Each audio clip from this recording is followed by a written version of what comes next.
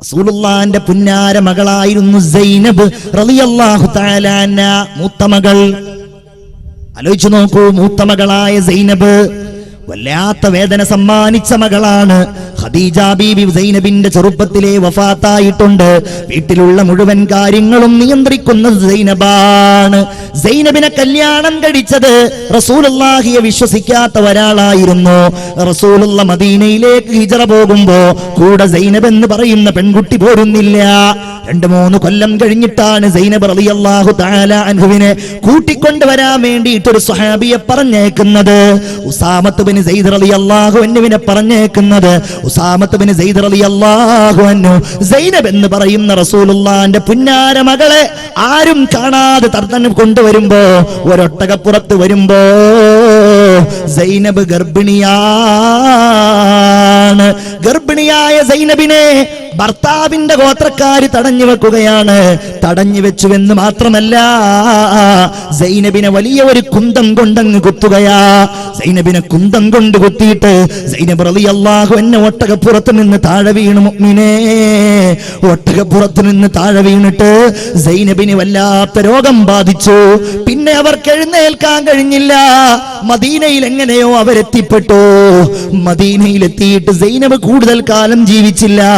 മുത്തു റസൂലിന്റെ ദുഃഖമല്ലേ, ജീവിതത്തിന്റെ സങ്കടമല്ലേ, മക്കള് മുഴുവൻ മരിച്ചു കൊണ്ടിരിക്കുന്നതിനിടയില് സൈനബ് റളിയല്ലാഹു അൻഹയും ലോകത്തോട് വിട പറഞ്ഞു പോയി.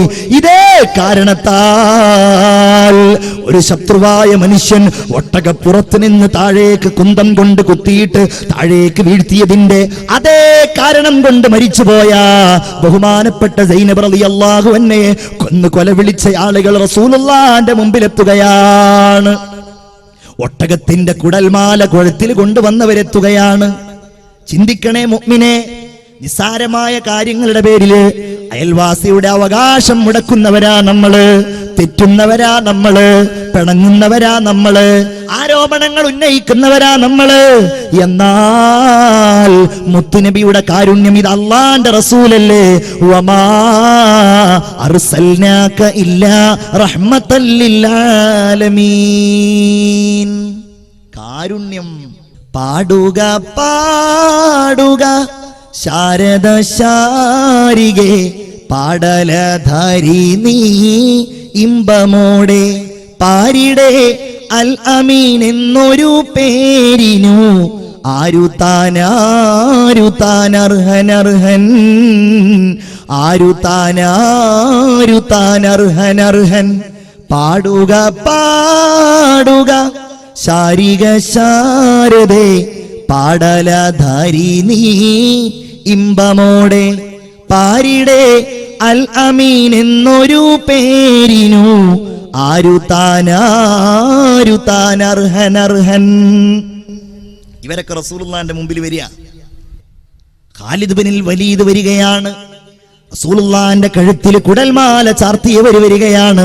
നിങ്ങൾ പോയിക്കൊള്ളുക, നിങ്ങൾ പോയിക്കൊള്ളുക. അന്തും തുലഖാ, നിങ്ങൾ സർവതന്ത്ര സ്വതന്ത്രരാണ്. നിങ്ങൾക്കെതിരെ പ്രതികാരമില്ല. എന്റെ മകളെ കൊന്നവരെ, നിങ്ങൾക്കെതിരെ പ്രതികാരമില്ല. എന്നെ ആക്രമിച്ചവരെ, എന്നെ കല്ലെറിഞ്ഞവരെ, എന്നെ കൂക്കി വിളിച്ചവരെ, നിങ്ങൾക്കെതിരെ പ്രതികാരമില്ലെന്ന് പറഞ്ഞ കാരുണ്യമേ മുഹമ്മദ് മുസ്തഫ സല്ലല്ലാഹു അലാ മുഹമ്മദ് സല്ലല്ലാഹു അലൈഹി വസല്ലം. ഒരു യുദ്ധം കഴിഞ്ഞ് ഇങ്ങനെ മടങ്ങി വരികയാണ് മുഹമ്മദ് മുസ്തഫ സല്ലല്ലാഹു അലൈഹി വസല്ലം. അവിടുത്തെ വാള് ഒരു വലിയ മരത്തിന്റെ കൊമ്പിൽ മാറ്റി വെച്ചിട്ടുണ്ട്, ഇങ്ങനെ തൂക്കി വെച്ചിട്ടുണ്ട്. സ്വഹാബികളൊക്കെ കുറച്ച് അപ്പുറത്താണ് ഉറങ്ങുന്നത്. ഒരു അറാബിയായ നബിയുടെ ശത്രു കടന്നു വന്നിട്ട് ഈ വാളെടുത്തു. ഉറങ്ങുന്ന നബിയെ തട്ടി ഉണർത്തിക്കൊണ്ട് ചോദിച്ചു, മുഹമ്മദേ, മൻ യംനഉക മിന്നി, നിന്നെ കൊല്ലാൻ പോവാണ്, ആരാണ് എന്നിൽ നിന്ന് നിന്നെ തടയാ? ഉണ്ടെങ്കിൽ വരട്ടെ. റസൂൽ ഒരൊറ്റ മറുപടിയാണ്, അല്ലാഹ്. അല്ലാഹ് 3 തവണ അവന്റെ കൈ വിറച്ചു, അവന്റെ നെഞ്ചകം പിടച്ചു. ആ വാള് താഴേക്ക് നിലത്ത് വീണു. ആ വാളെടുത്തുകൊണ്ട് അള്ളാന്റെ റസൂല് എടുത്ത് ചോദിക്കുകയാണ്, ഏതാ നിന്റെ ചാൻസ് കഴിഞ്ഞില്ലേ, ഇനി എന്നിൽ നിന്ന് നിന്നെ ആരാണ് തടയുക? ഇല്ല മുഹമ്മദേ,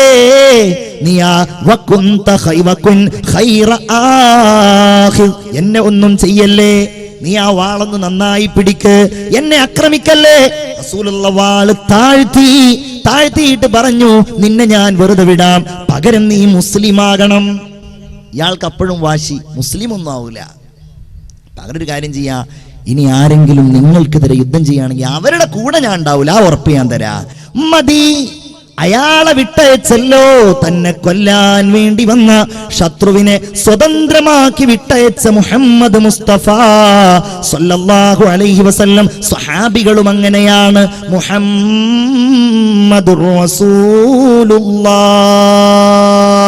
വല്ലദീന മഅഹു അശിദ്ദാഉ അലൽ കുഫാർ. സ്വഹാബികളും അങ്ങനെയാണ്. റുഹമാഉ ബൈനഹും, പരസ്പരം കാരുണ്യമുള്ളവരാണ്. അല്ലേ? എന്താണ് ആ കാരുണ്യം പറഞ്ഞാ തീരുവോ? അല്ലേ? ഒരവസരത്തിൽ ഹബീബായ റസൂലുള്ളാഹി സ്വല്ലല്ലാഹു അലൈഹി വസല്ലമ തങ്ങളുടെ പള്ളിയിൽ ഒരതിഥി വരികയാണ്. ഒരു പാവപ്പെട്ട മനുഷ്യൻ. രാത്രിയാണ്. സ്വഹാബികളൊക്കെ പട്ടിണിപ്പാവങ്ങളാണ്. പട്ടിണിപ്പാവങ്ങളായ സ്വഹാബികളോട് ഇശാ നിസ്കാരം കഴിഞ്ഞ് അല്ലാഹുവിന്റെ റസൂല് ചോദിക്കുകയാണ്, മൻയുളീഫു ഹാദർ റജുൽ, ഈ മനുഷ്യനെ ഇന്ന് ആരാണ് വീട്ടിലേക്ക് കൊണ്ടുപോയിട്ടൊന്ന് സൽക്കരിക്കുക? ലോകമേ, ഇതൊക്കെ പഠിക്കണ്ടേ? സഹാബികൾ ആരും എഴുന്നേറ്റ് നിൽക്കുന്നില്ല. ഓൽക്ക് മടിയുണ്ടായത് കൊണ്ടല്ല, അവരുടെ വീട്ടിൽ ഒന്നുമില്ല. അതുകൊണ്ടാണ് അവർ ആ മനുഷ്യനെ കൊണ്ടുപോകാൻ മടിക്കുന്നത്. അങ്ങനെ രണ്ടാമത്തെ തവണ പറഞ്ഞു. മൂന്നാമത്തെ തവണ പറയുകയാണ്, ആരെങ്കിലും ഇയാളെ കൊണ്ടുപോയാൽ അൽമനു ലഹു ബിൽ ജന്ന, അയാൾക്ക് ഞാൻ സ്വർഗം തരാം. ഇതങ്ങ് കേട്ടപാടെ അതാ എഴുന്നേറ്റ് നിൽക്കുന്നു ബഹുമാനപ്പെട്ട ത്വൽഹ റളിയല്ലാഹു അൻഹു. അബൂ ത്വൽഹത്തുൽ അൻസാരി പറഞ്ഞു, നബിയേ, എന്റെ കൂടെ പറഞ്ഞേക്കുമോ? പറഞ്ഞയച്ചിട്ടാ അതിഥിയുമായി വീട്ടിലേക്ക് കടന്നു ചെല്ലുകയാണ്. നമ്മളൊന്നും അങ്ങനെ പറഞ്ഞിട്ട് തന്നെ ചെല്ലുകയാണെങ്കിൽ നമ്മുടെ ഭാര്യയുടെ മുഖം എങ്ങനെയായിരിക്കും എന്ന് ഞാൻ പറയുന്നില്ല. കാരണം അപ്പുറത്തിരുന്ന് വെറുതെ പ്രതിഷേധിക്കും. അത് പറയേണ്ട ആവശ്യമില്ല, അല്ലേ? ഒരു കട്ടൻ ചായ ഉണ്ടാക്കി കൊടുത്താൽ മതി. എന്നാലും അതിഥി വരുമ്പോ നമ്മളുടെയൊക്കെ സമീപനം എങ്ങനെയാണ്? ഈ ഭാര്യ സ്വീകരിച്ചു. ഭക്ഷണമൊന്നുമില്ല. ഭാര്യ പറയുകയാണ്, അബൂ ത്വൽഹ എന്നവരെ, നമ്മുടെ കുട്ടികളുണ്ടല്ലോ, അവർക്കുള്ള ഏതാനും ചില ഭക്ഷണമല്ലാതെ നമ്മുടെ അടുക്കൽ ഒന്നുമില്ല. ഞാനും നിങ്ങളും ഇന്ന് പട്ടിണിയാ. നമ്മുടെ കുട്ടികളുടെ ഭക്ഷണമല്ലാതെ ഒന്നും ഇന്നില്ല. അതുകൊണ്ട് ഞാനൊരു കാര്യം ചെയ്യാം. ആ പെണ്ണ് പറയുകയാണ്, ഉലാഇബു മഅസ്സിബിയാൻ,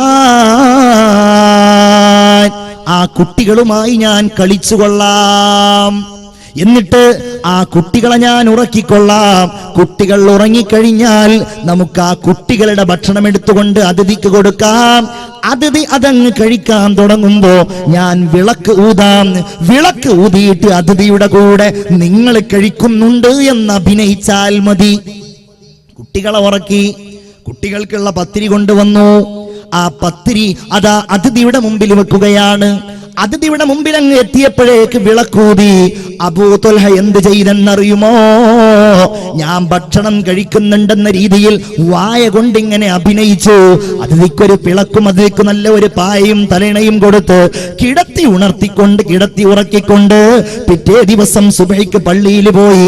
ജമാഅത്ത് കഴിഞ്ഞ് എല്ലാവരും പിരിയുമ്പോൾ അല്ലാഹുവിന്റെ റസൂല് പറയുകയാണ്, സ്വഹാബികളെ നിങ്ങളിരിക്കണം.